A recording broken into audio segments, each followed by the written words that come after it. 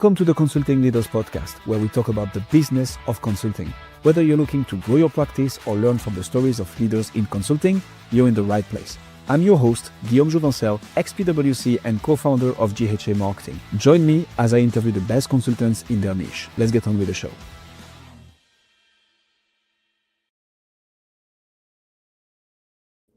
Jonathan, welcome to Consulting Leaders. Happy to have you. Oh, thank you for having me. This is amazing. Let's jump straight into it. So what pulled you into the fantastic world of consulting, Jonathan?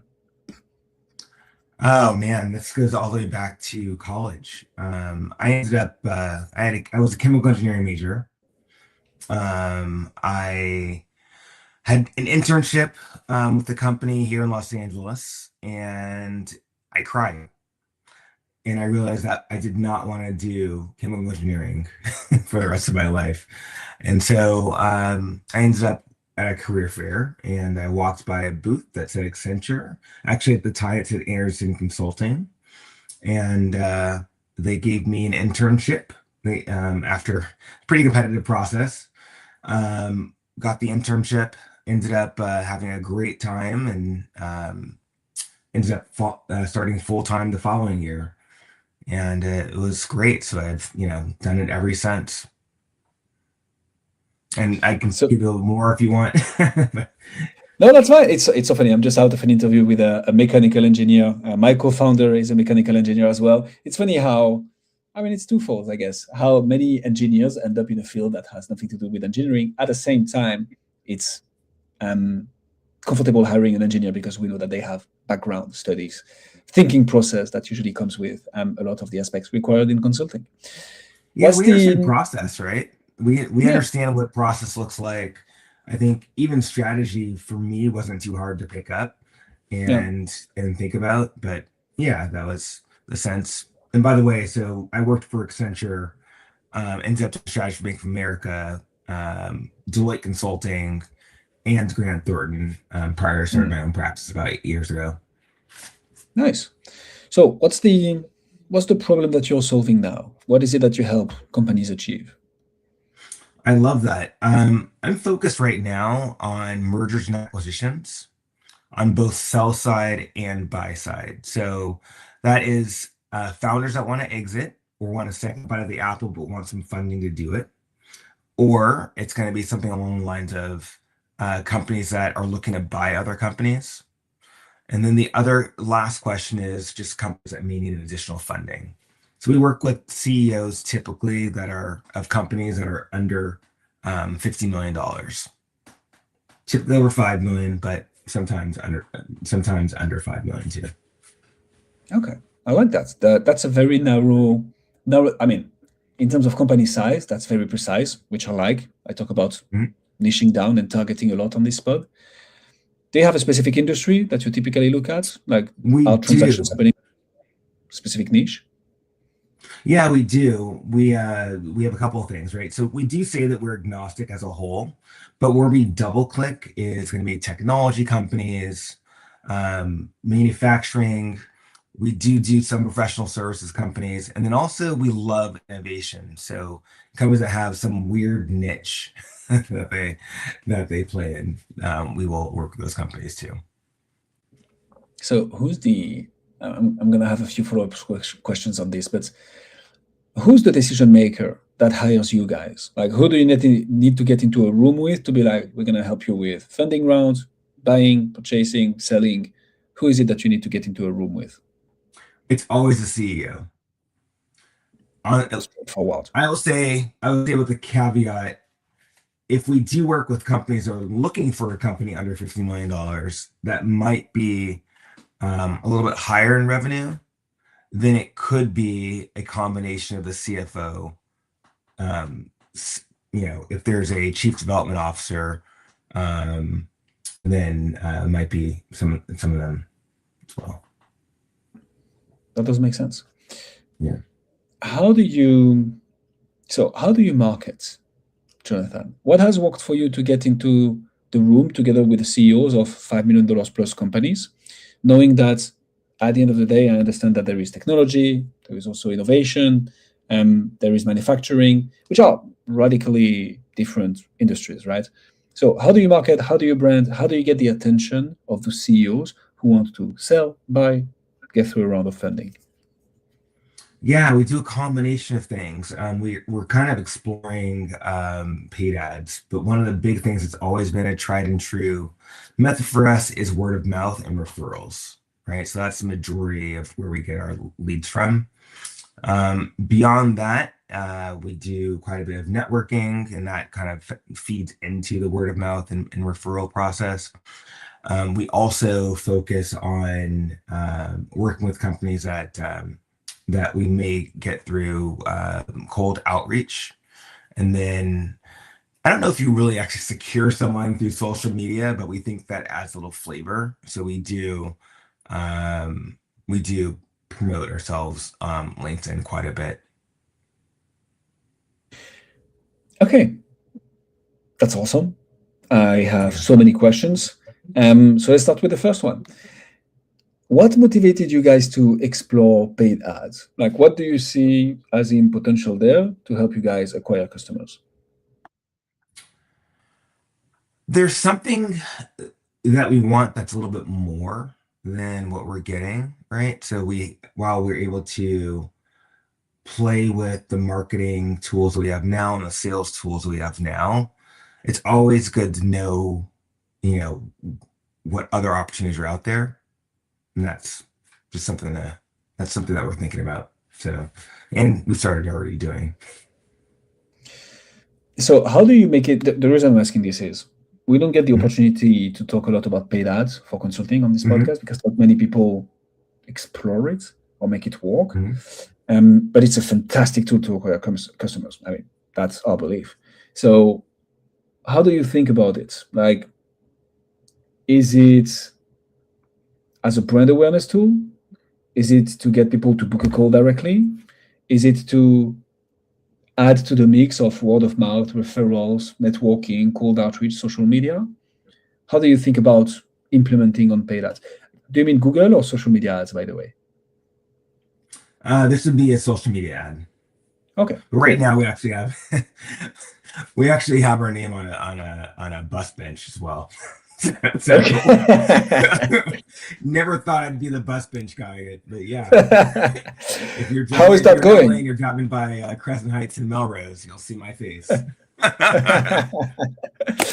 I loved it. It's so funny. I mean, and I have all the respects, and I've taken the bus a lot, so I don't want this to come across bizarre. But are the CEOs of the $5 million companies taking the bus? It's not Or about maybe they taking the are in bus. People, I don't know if you know LA as well, but LA is a I very don't. much a car culture.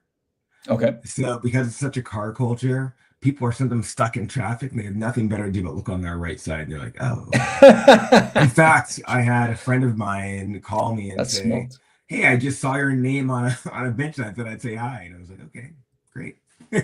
So It's working. Proof is in there. I love this.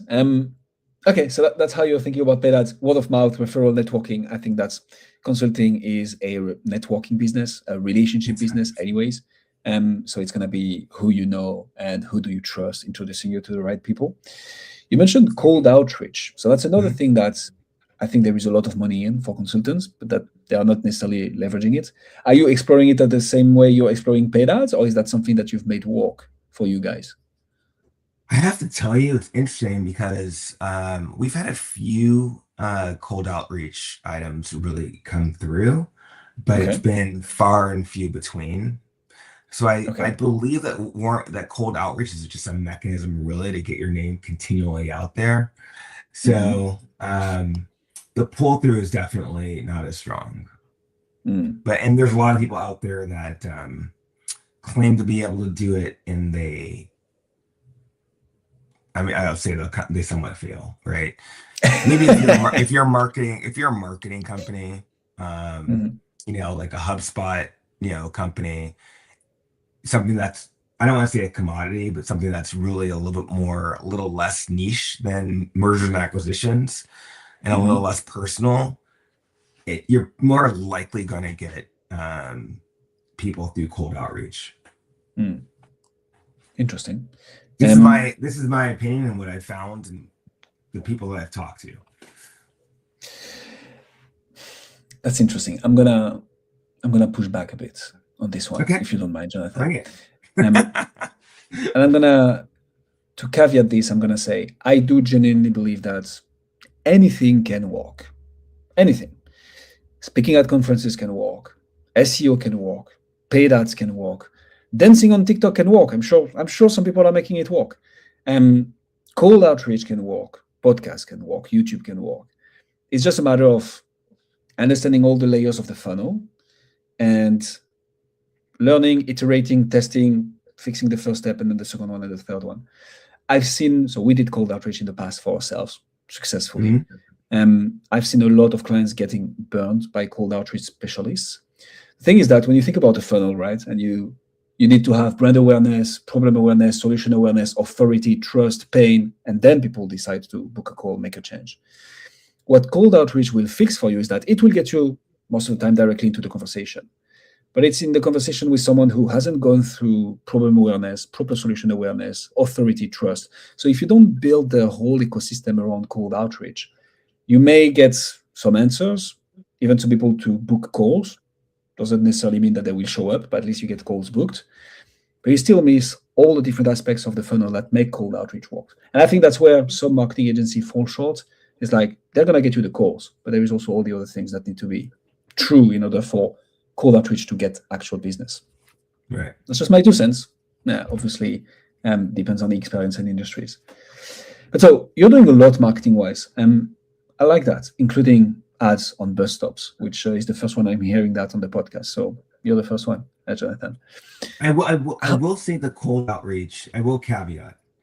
Oh, please. Cold email outreach is hard with CEOs when it comes to M&A. However, cold LinkedIn outreach does work. So I will tell you there's a Here we difference. go. So what do you think is that? What's the difference between the cold outreach via LinkedIn and via email? Why does it work on one and not the other?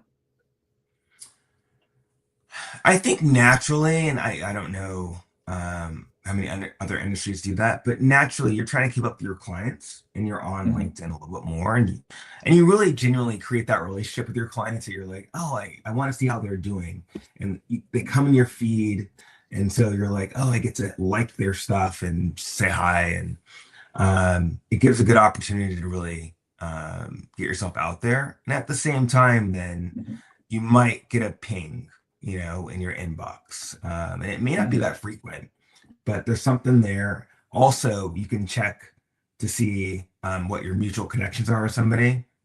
That usually makes a difference as well with cold outreach.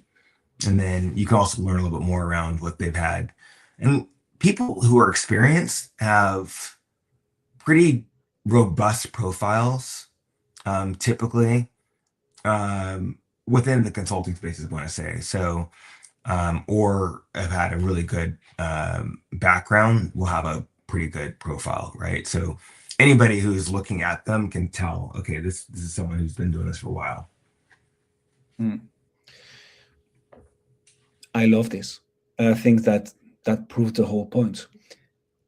The fact that you do outreach via LinkedIn and it works better is because there is a very easy way for the person who receives the DM to then check for some form of authority, some form of proof, some form of like solution awareness, because they would go and check the profile. They would see the connections you have in common. They would see what's, the bio and the artwork even. It's like, oh yeah, that makes sense. I understand why I'm receiving an outreach.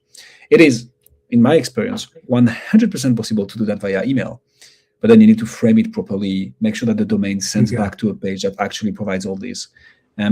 But so thanks a lot for this additional insights, because I think that's exactly on point on what consultants might be missing. And I'm not saying you specifically, Jonathan, here, but people listening to this show. When it comes to thinking about the different steps that someone needs to take to potentially book a call with us. Let's tie all this to actual sales motion. How do you go from a paid ad, a word of mouth, a referral, a networking event, a cold outreach, a social media presence event? How do you tie all these to triggering a conversation with a CEO who might want to go through an M&A journey, a sales conversation, a letter of engagement, an SOW. Like, what does sales motion look like for you, Jonathan? Yeah, that's great. For us, first of all, I think having a CRM of sorts is very important to be able to track your leads. Um, we've played with different phases within and I guess conversion points within our CRM. Our CRM that we use is Salesforce. It is overly robust, but I like the idea of having the bells and whistles whenever I want them, as opposed to having to be constrained. So that's something that it's just having worked with Fortune 100 companies, that's just something that I feel comfortable with. The other piece is being able to have a really good discovery conversation. If they're responding to you based on a need, and there's something that's in their head that they think that they need your services based on what you said. And so it's a matter of fleshing that out in that first conversation. And sometimes you're able to understand what their pain points are, and then sometimes they don't even know what their pain points are. so so you're having this conversation. It's also a matter too of making sure that they are your ICP, so validating that they meet that criteria that you have. So for example, if you are, you're looking for a company above 5 million, but you'll consider a company above 2, you want to validate that in the ask during your conversation. And then any subsequent conversations should be fleshing out and further defining the pain points and working towards a proposal, and eventually getting to the point where you do maybe exploratory engagement or full engagement. Amen. I think this is sales 101. The one thing that I want to double down on is, if you don't track it, you can't manage it. And CRM, I think so. Salesforce is, I think, overkill for a lot of consultants, but it might be very relevant for certain environments, especially if you're in a sales cycle like M&A, where a transaction might be happening at a certain point, but not another, because the CEO is now ready to buy or sell. So 100% justified. But like having some form of tracking of where your different leads and potential deals are in the journey, super important. And then you can do the right things. Discovery, I love that. One thing that I like to talk a lot about on the podcast, Jonathan, is retention. How do we, so there is all the marketing and selling, which is basically acquiring new customers. M&A is very much transactional, right? It's you come in, you secure a deal, exit, buy in, whatever it is, and then that's it. Or is it? How do you retain? How do you transform one engagement into another with the same clients? How do you keep on providing value to the clients that you work with, and therefore keep on billing them as well? Do you do this at all?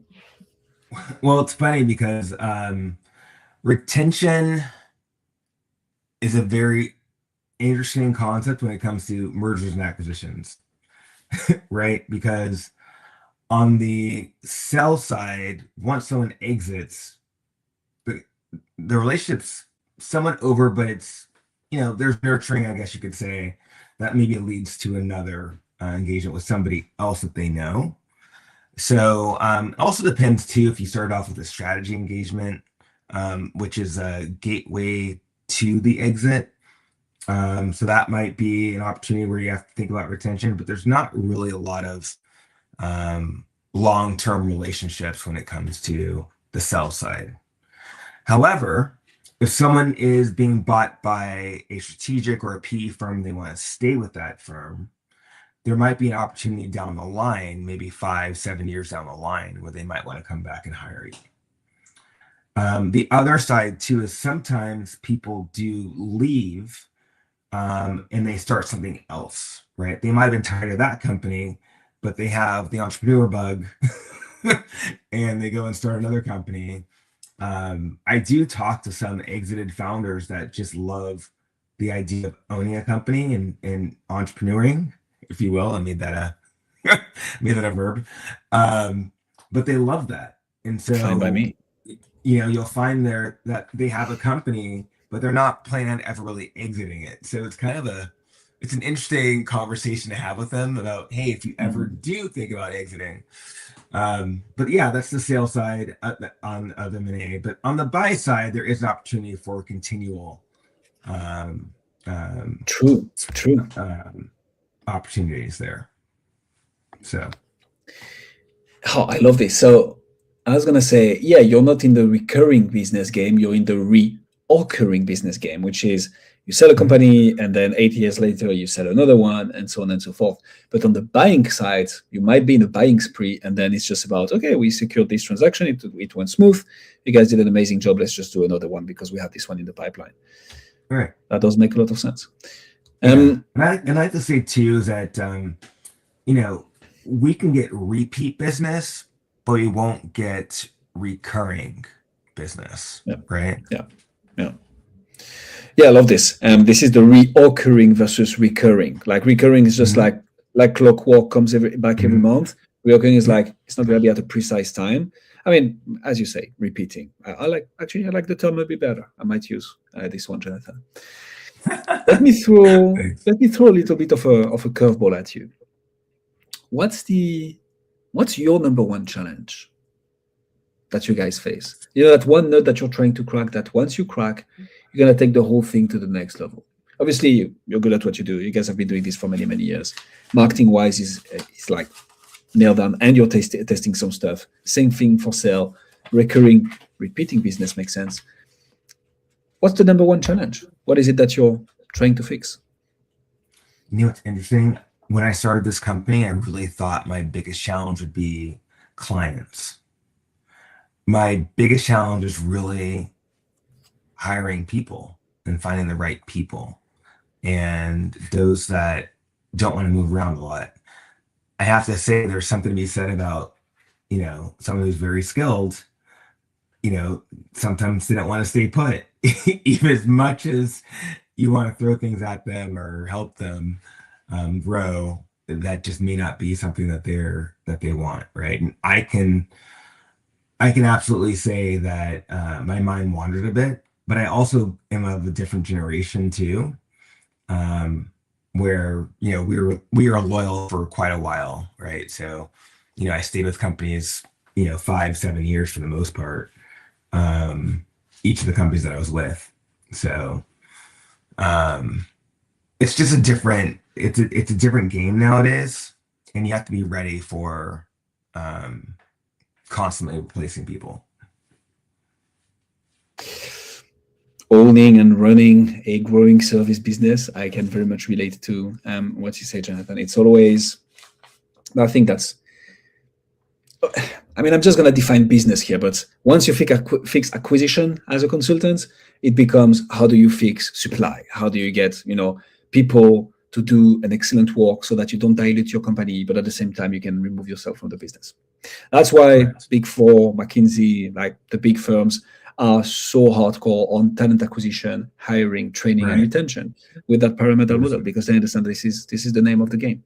Um, which does make a lot of sense of it being a challenge. On the other side of the coin, what's maybe a big opportunity that you see in your space in the next 3 to 6 months? Are there more buses coming around in Los Angeles? So you're gonna put more billboards on those. And what's the what's the one Dig. thing? That was a good dig. I take it. I'll take it, Brad. What's the one opportunity that you're looking forward to work on together with your firm, Jonathan? Yeah, that's a hard one. I definitely think that one thing that I'm working on is having that really good. We have the mechanics of the sales engine. We know what good looks like, but the continual evolution Mhm. of your sales process, or at least the marketing process, you say, because marketing. it's the marketing mechanisms that are constantly changing, right? So keeping up Yeah. with social media, like, what is going to get promoted more, etc. At times, I feel like the networking channels, you have to figure out what are the new mechanisms within the networking channels because they're evolving too, right? So I think it's the constant evolution, of the sales and marketing landscape. Mm-hmm. I also have to say at the same time too that we are evolving and implementing ideas around AI, and AI has definitely made its made its stake in society, and people think they can do it on their own now. Mm-hmm. So our biggest competition is the do it yourself, right? Mm-hmm. Or Yeah. do nothing, right? Yeah. So I never thought that do nothing would be my biggest competition when it came to M&A, because people have always needed somebody, but they feel like they can do it themselves a lot of times, which scares me because they don't realize how much money they're leaving on the table. No one tells them what they could have gotten in the negotiation. Yeah. Right? And no one says, yes, I'm going to give you this offer, but I'm going to screw you over the process. So you really have to walk them through the different points of M&A. So what people don't realize is that you're negotiating the entire point of the transaction with M&A, and they think that once you get an LOI offer, that that's going to be what you end with, and it's not. A lot of the times it's not. But yeah, that's the biggest issue, at least when it comes to M&A, but helping people understand that it's hard, right? This is such a good point, and I think it's so funny. We were discussing this with some members of the mastermind yesterday, and a guy he's a company with like 70 high-level finance consultants, and they're doubling down on AI and the type of companies that they deal with. They're like, yeah, I need to see a proper case. Like, nobody wants to be the first domino, but once you like make the first domino fall, everything fall afterwards. And it's like, yeah, many consultants are, but I think in certain industries like yours, Jonathan, you're in the education business. Like, you need to get the ICP not only to know you, to understand you, to consider you as an authority. And I'm saying this you, but also through you, so that the audience can maybe learn something from this. It's like, it's really how much, hey, you think you have a problem, but here is how big of a problem it actually is if you don't go through proper due diligence, if you don't look at the, in between the lines, and if you don't value your company properly, or if you buy too high, whatever it ends up being. Which is an interesting challenge, but again, once you fix it, you make the big money because people want to work with you. Jonathan Wilson, ladies and gentlemen. Jonathan, if people want to find out more about you, see what you do, where should they go? Yeah, great question. Always come to my website, www.dubbvalue.com. You can also call our office at 424-380-4277. You're in the US, +1, right? There's also, if you want to look me up on LinkedIn, it's pretty simple. It's going to be Jonathan Wilson, Dubb Value, and you'll see that as the ending. Just look that up and you'll see me and add me. We will put all the links in the description. I can say one thing for sure, Jonathan, is that you've gained at least one new connection on LinkedIn out of this interview. Me, I just added you.